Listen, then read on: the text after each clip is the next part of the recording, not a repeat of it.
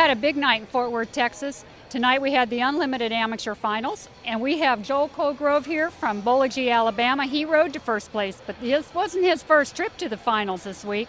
He rode to the finals in the Rios of Mercedes Amateur a couple days earlier, and he placed third, but placing first was his granddaughter Blakley riding Paradox Cat. How is it, Joel, competing with your granddaughters? It's great. It's fun.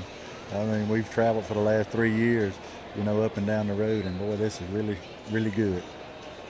How did you come to get back into cutting? Your granddaughters? My granddaughters, when they got a little older, they started.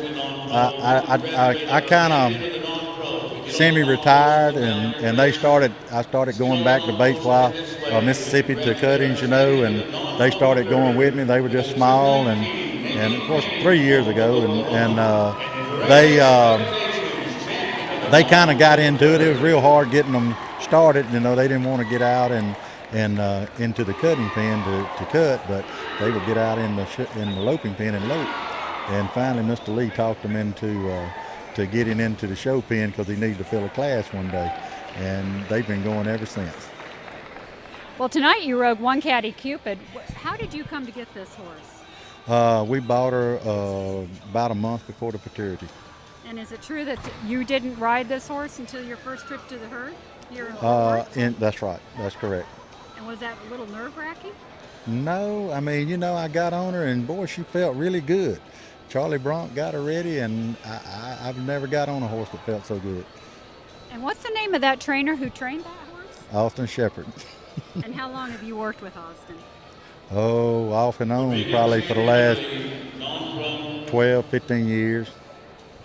Now, tonight when you rode to the herd, talk to me about your run.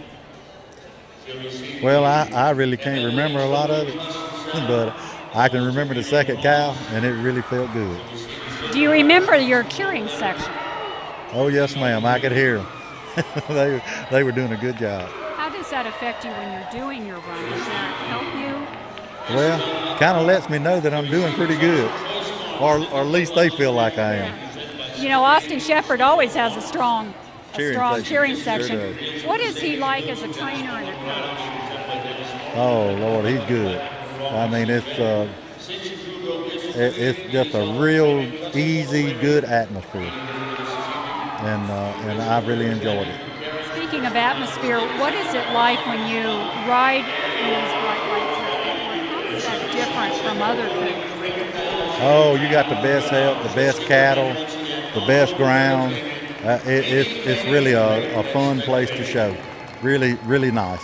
What are the plans for this horse now? Austin will take her and show her in the open and season her up some, and then when Madeline gets well from her little accident, she'll get on her and go to showing her. And Madeline is your other granddaughter. Yes, ma'am. That was riding this horse, and what happened? It slipped on the pavement and on her way to the practice pen and fell on top of her. But she's going to be fine. Oh, yes, and she's fine. They told her today about 6 to 8 weeks she'll be ready to go.